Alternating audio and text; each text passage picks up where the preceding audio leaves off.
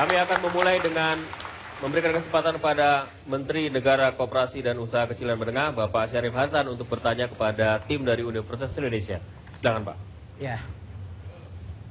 Terima kasih. Pertama-tama saya memberikan ucapan selamat kepada kedua grand finalis dari Universitas Indonesia dan khususnya Universitas Muslim Indonesia.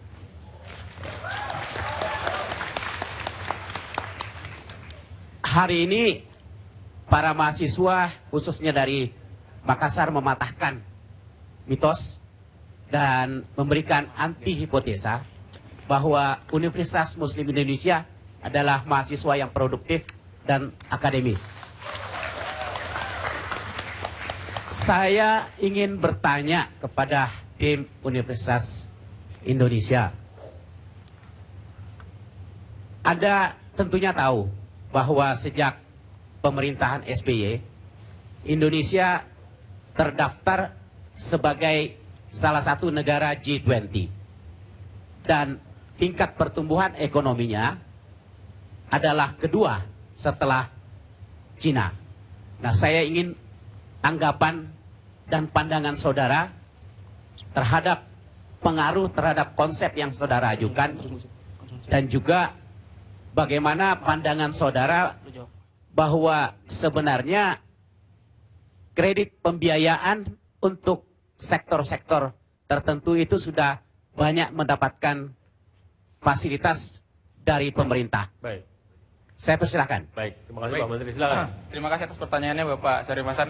Perlu kami jelaskan bahwa pertumbuhan iya benar stabil pada level 6% walaupun setelah ada efek krisis. Namun itu ditopang lebih besar pada sektor konsumsi. Kita mau mengarahkan negara ini pada driven economy atau production economy. Itu yang menjadi persoalan. Kalau kita mempersoalkan pada kita harus hanya menjadi market driven economy, kita tidak akan pernah berkembang menjadi seperti negara Korea Selatan yang terjebak pada middle income trap. Kita hanya akan pada level 4.000 sampai 10.000 US dollar. Kita tidak akan bisa lebih dari situ. Dan mohon maaf juga, pada konteks ini, kredit dan upaya yang dilakukan pemerintah, terutama pada PP nomor 10 tahun 2011 tentang tim Pokja, salah satunya tim Pokja peningkatan kesejahteraan nelayan, itu belum maksimal dari laporan buku yang kami terima langsung dari Kementerian Kelautan. Yang dari 12 kementerian dengan ketua timnya Bapak Sarif Citip Sutarjo, itu hanya pada beberapa sektor, tidak pada keseluruhan garis pantai Indonesia, dan masyarakat pesisir belum merasakan secara terintegrasi akibat desentralisasi, dan belum ada upaya yang secara terintegrasi untuk menyelesaikan masalah ini. Dan seperti kita tahu bahwasanya pertumbuhan itu merupakan akumulasi dari rata-rata,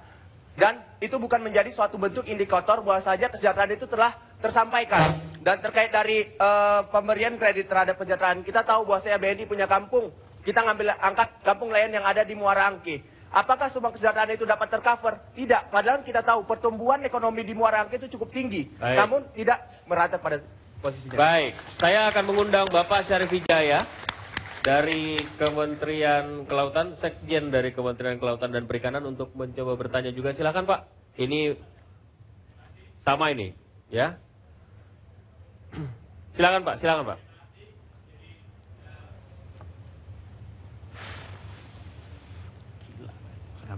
Terima kasih. Kami menyampaikan apresiasi kepada Universitas Indonesia dan Universitas Muslim Indonesia sebagai kandidat untuk pemenang debat publik ini.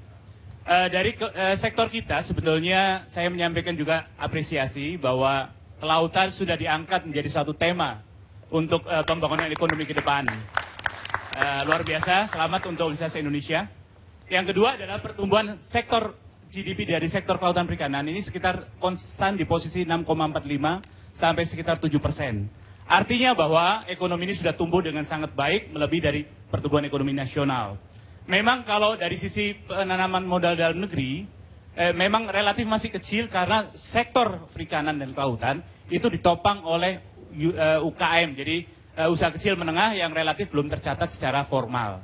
Pertanyaannya adalah, bagaimana upaya saudara untuk mendorong minat para pengusaha Indonesia untuk menanamkan modal di sektor kelautan perikanan secara bersamaan dengan konsep blue economy tadi, dan bagaimana penanaman modal tadi berdampak pada peningkatan kesejahteraan masyarakat? Baik, silakan.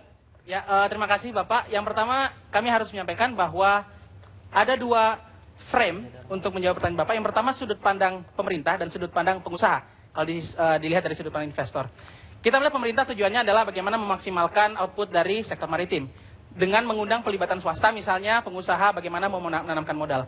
Ada dua hal yang paling penting yang dipertimbangkan oleh para pengusaha. Seperti yang telah kami interview bersama dengan para pengusaha. Yang pertama adalah kepastian infrastruktur, termasuk perizinan dan segala macamnya. Dan yang kedua adalah kepastian hukum, Pak. Nah, sekarang kita melihat, kalau kita melihat kawasan Indonesia Timur misalnya, oke, di sana potensi kekayaannya sungguh luar biasa. Di Selat Makassar, kalau tidak salah, itu ada potensi ikan kerapu. Tapi yang menjadi masalah adalah ketersediaan infrastruktur di sana. Yang kedua adalah, kalau kita mau bicara bagaimana peran negara untuk mengakomodir kebutuhan infrastruktur, ya kita melihat lagi, antara pemerintah pusat dengan pemerintah daerah, mohon maaf Pak, tidak ada sinkronisasi yang jelas. Dinas bertanggung jawab paling tinggi ke bupati atau gubernur. Kementerian bertanggung jawab kepada... Dengan sangat menyesal saya harus potong, waktunya sangat terbatas, terima kasih. Dan setelah itu kita akan dengarkan paparan dari Universitas Muslim Indonesia yang sudah jauh-jauh datang dari Makassar dengan topik mereka strategi penanganan konflik, kebebasan dan kerukunan umat beragama. Sesaat lagi, tetaplah bersama kami.